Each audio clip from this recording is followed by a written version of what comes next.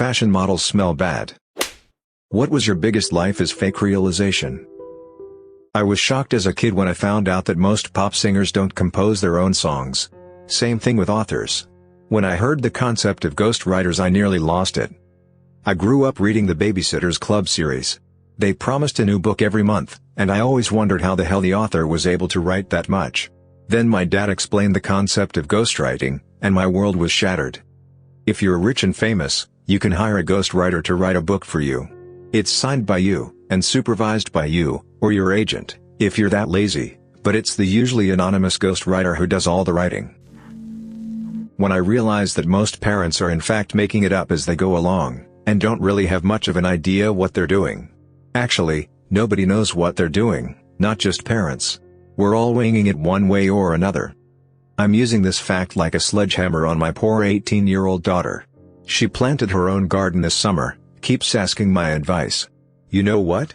I don't actually know, and now that she is an adult, the research responsibility has passed to her shoulders. I tell her I don't know squat, and welcome to adulthood. All I do before changing a faucet or stripping wallpaper is Google it and watch a few YouTube videos. When she was a baby, before the internet, I used the library a lot. Learned to cook from a book. Learned to use cloth diapers from a book. Learned about natural childbirth from a book. I don't actually have any reserves of wisdom to draw on. I just look it up as I go, then fake confidence while stumbling through it. But at least I look it up. As a kid, I thought that the more you work, the more you are paid. Turns out it's not completely true. Most of the time it's the opposite, excluding laziness. People generally get paid more to do less physically demanding work. I also thought being intelligent was an easy into a well-paying job and probable security. I was gifted as a child and never heard the end of it. I believed too much of it. When I learned the term plausible deniability, which basically means that advisors and leaders in the government purposely do not give the president all the information possible so later on the president can deny he knew what was happening. What still scares the hell out of me is who decides what the president should or should not know. That most of the time people get jobs through someone they know. While you might want to sneeze at this as being nepotism, I have seen this work extremely well in an IT startup. Most people who got a job there were referred by someone and were someone's colleague at university or whatever. That way, you had a sort of pre-evaluation through the company's current employees or at least one of them. We were a very close team, never had any problems, and the very few bad eggs really disqualified themselves and quit on their own. It worked very well. Also, even in less ideal conditions, this can have a lot of advantages for all parties involved. It is definitely an angle to work on, and it is also the answer to those whining about HR dummies threads. You shouldn't learn how to make it through the retarded HR process, you should work on how to bypass it and make HR your slave when it comes time for them to just nod in approval because your whole deal was already agreed upon and approved upstairs. When I was 7, I finally learned that professional sports teams can recruit from outside their own city. Every sport lost a lot of charm after that. What was the point of rooting for any particular team when they could just get the best guys from around the world? That could be the reason I barely care about manly things like football, aside from watching the local game with friends by chance. I thought literally everyone found magical true love when I was growing up. Eventually I realized that lots of people were just making a go at it as best as they could, with some people finding true love. Some people trying to convince themselves, and some people were in downright awful situations. It just made me depressed. Until I was an adult that I realized how goddamn sad most people's lives are. 99% of the people I know seem to have just bumped into somebody and said, well, you seem alright, I guess we should get married and, I dunno, get a mortgage and a kid or something. That's no way to live. Morning radio talk shows are fake. I was once listening to Paul and Ron in Miami for a week argue about which is better, barbecue or saucepan food. Paul said barbecue could never be as good as his dishes, and Ron said he could make a barbecue that was equally good or better, so they waged a cook-off. It went on and on and on, and they asked the listeners for a place to have the cook-off. Naturally, restaurants and people with big backyards called in and offered up their locales. Finally, a culinary school called in and offered their place. They even had grandstands. So Paul and Ron accepted and they had a cook-off. Turns out, barbecue won, and Paul was pissed off and complaining that Ron had too much help from the culinary students. So this went on for about 3 weeks and they kept arguing about it. Fast forward a couple months, I was at a bar and sitting right next to me was Ron. I told him that I had called into the station after the cook-off and tried to set Paul straight about how the cook-off was about whether barbecue could be as good as saucepan and not who was a better cook, Paul or Ron. Ron looked at me and said, "That was all just an ad for the culinary school." My jaw dropped and he walked away. That most wildlife shows are set up and fake. I love watching nature documentaries and this ruined it for me for a while. Didn't the crew spend like a whole year trying to find that goddamn snow leopard and the cameramen cried when they finally saw it? And they have this awesome telephoto camera with anti-shake tech, so they can get amazing shots from a moving helicopter so far away the animals can't hear it and get spooked. Great series. Looks great on an HD TV. Just don't bring up Disney throwing lemmings off a cliff. During the filming of the 1958 Disney nature documentary White Wilderness, the film crew induced lemmings into jumping off a cliff and into the sea in order to document their supposedly suicidal behavior. Having a college degree does not mean you'll get a good job. A friend of mine spent 5 years in college and told me, just yesterday, that she's moving to another country because her husband, with no degree, found a better job there. Right now she's only making $7 an hour, is on food stamps, and just gave birth to her first child. She's a childhood friend of mine and I'm really going to miss her. Money does not make you better. When my father lost his upper middle class job in the 1980s, I was 6. Up until then, like most sheltered suburban whites, I genuinely believed that our family wasn't homeless or poor because we had made good decisions. Our forefathers had been smarter, we were just better people. I still felt sympathetic and piteous toward the poor, but they were a separate class of people, their misfortune pointed to a failing in them. And I wouldn't have to worry about that because I came from better stock. I worked hard, I was smart.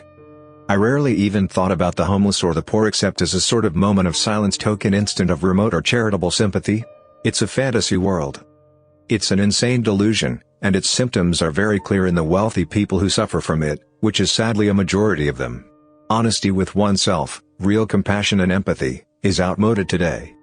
The rent-worshipping neocons saw to that, somebody trolled somebody, and those who want to believe it fall fastest for it. So our fortunes crumbled, and I was living poor. Once that happened I began to see the real similarity between the rich and the poor, the fundamental sameness, really. I knew people in the hood that were twice the human beings and every iota as intelligent as those in the private gated community. It changed my life. I've been furious and repulsed ever since by the society we live in. It lies constantly, and the beneficiaries of those lies are so insulated and coddled by them that they're literally letting their neighbors fall like ninepins all around them, still stroking the mirror and telling themselves it's not their problem, it can't happen to them. I see it here, all the time. Money does not make you better. Your ancestors, like you, were fortunate, brutal or acquisitive, because no man walks off with 5 shares that 4 men don't go hungry. It doesn't make you one whit better, and there are people languishing in ghettos right now, trying to get it together and get out, that could have been inventors, entrepreneurs and job creators if they'd been born in Connecticut or Midtown Manhattan or Beverly Hills. You wouldn't last a week without all that stuff you've buried your doubt and self-delusion beneath. You're not a better person because of money, not in the least, and if you can't be asked to help your neighbors, your wake-up call is tomorrow. You can't take it with you and it doesn't say a goddamn thing about you. Experts. Most so-called experts are normal people who made a career out of studying what interests them. Sure, they may know more than the average person about their topic, but they often don't fully know what they are talking about, and they are by no means infallible.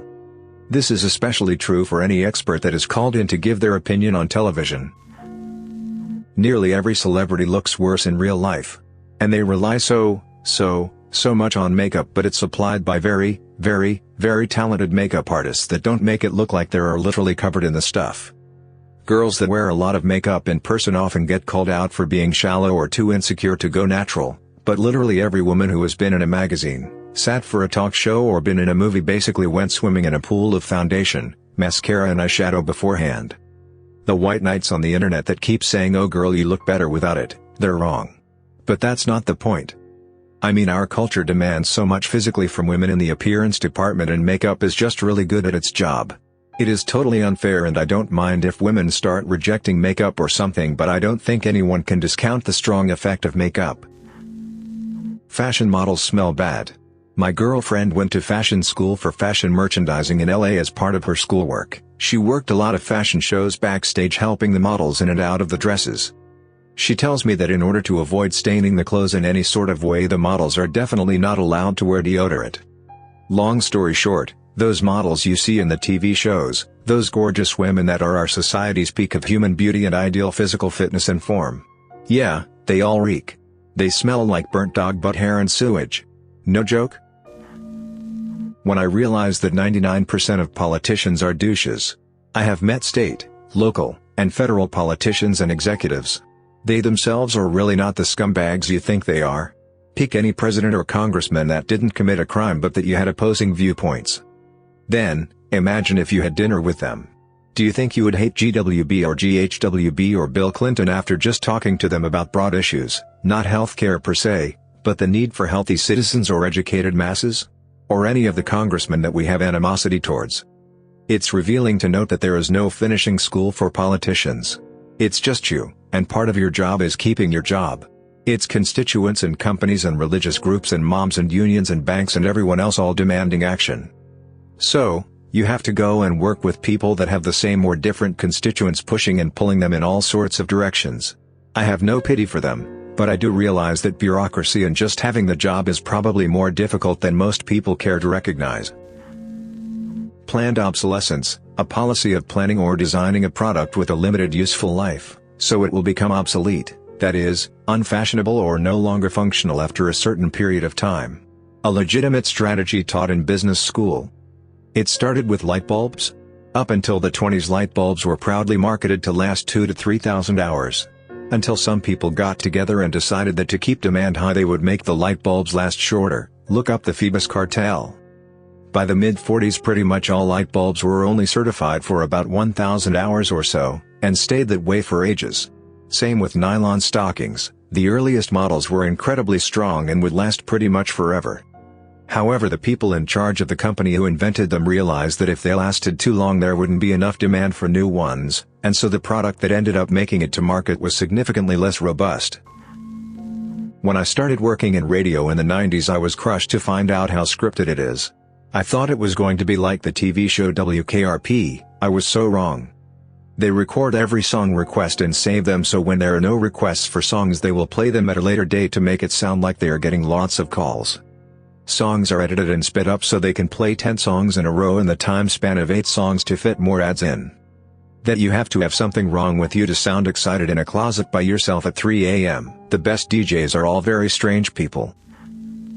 How unprofessional universities are. When I was a kid my parents and teachers and pretty much everyone kept advocating how you should totally go to university, so I assumed it would be pretty good. Especially considering I have to pay $12,000 on tuition alone per year, I expected everything to be formal and systematic and just extremely efficient. Turns out most professors can't teach at all and nothing has really changed all that much from high school. They have exams in the gym for crying out loud. What the hell are they doing with my money, goddammit? On top of that they don't teach you anything. In high schools teachers actually taught their students, here they pretty much just give you an outline of what you have to know and you basically end up having to self-teach almost all the material. And this is at the University of Waterloo Math, which is supposed to be pretty good academically but nope. I end up googling stuff more and more and learning it from the internet to do my assignments and stuff. And this took me 2 whole years to piece together. And it's not just the University of Waterloo. I've asked friends in the University of Toronto and McMaster and it's pretty much the same there too. As a longtime metal fan I have always wanted to become a producer, and record my songs as good as my idols had done. Now I am a freelancer producer, and my biggest life is fake experience was when I realized that no one recorded their songs honestly anymore. You stop after 2 seconds, and continue from there. Like save and load until you do it perfectly. Then you layer 15 guitars playing it exactly like that to make it sound more powerful. You don't record the drums, you write them in. But nothing hit me in the face more than the first time I used auto-tune and pitch correction. The moment when I realized that most people do not believe in God, instead they believe that believing in God in itself is a good thing. Or to put it in even simpler terms, most people do not worship God, they worship religion. Let me explain. No matter what protestations they make to the contrary, the overwhelming amount of people behave as if God does not exist, or that he doesn't care. They conclude, correctly in my opinion, that if God intervened in human lives we would be able to see evidence of this around us. No such evidence exists, thus God does not intervene, either cause he doesn't care or does not exist. However, what most people do believe in is in the worth of religion and belief in God. They think, erroneously in my opinion, that without religion we would live in a world without any sort of moral and ethical code. Thus they defend their religion to the end. When you understand this fact, the culture wars make sense. The Almighty Creator of the universe cannot possibly be harmed by gay marriage, or abortion, or the secularization of society. Indeed, the Almighty Creator of the universe could stop any of these things instantaneously if he so wishes. But the human institutions of religion can be weakened by these trends. That is why they are so alarmed by them, since it is religion, not God, that most people worship. Our senses trick us all the time. Colors, sounds, images and concepts are not out there, they're in our own consciousness, which is non-local. Dreams seem very real, so does life. Popular music is calculated and artificial, most Hollywood movies and mainstream news is propaganda. International politics and economics are scams controlled by a small minority. No object has any essence in itself, we only group qualia and give them names so it seems like it's something, while in effect, everything is just one continuous pattern that goes on forever. Matter is energy, light is energy is energy, so everything is energy, or rather, everything is vibrations and information within emptiness. Solid matter is just an impression we get. We each live in our own tiny tunnel reality and do not have conscious access to the full reality. Practically everything you can say is only a half-truth, because in order to describe truth you need to take away from it, cut it into pieces and talk about the pieces which are not the truth but incomplete aspects of it. Everything is dependent on everything else, so if you define walking you need to define the ground, if you define light you need to define dark, nothing exists by itself. Thanks for listening to Radio TTS. Hit the subscribe button and activate the notification bell for a date with a smelly fashion model. Click the right box for the related playlist. Share your own life is fake encounters in the comments below.